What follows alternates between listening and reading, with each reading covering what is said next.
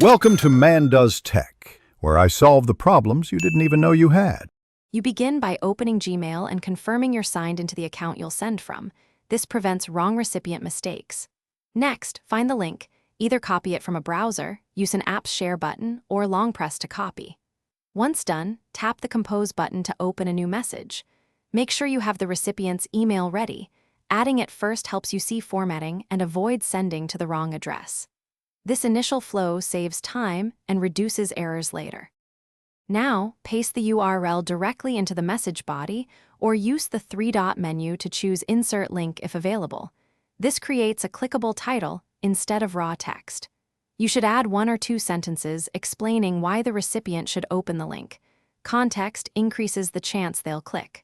Once you've added a subject line, glance at how the link previews on your phone, making sure it shows the expected site.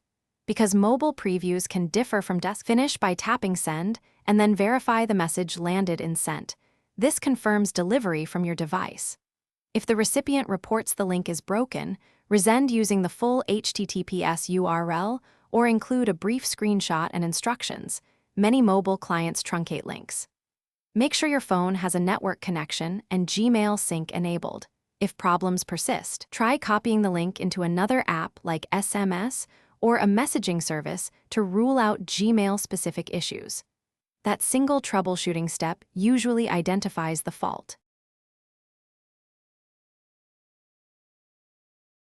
Thanks for watching. If you found this helpful, don't forget to like and subscribe.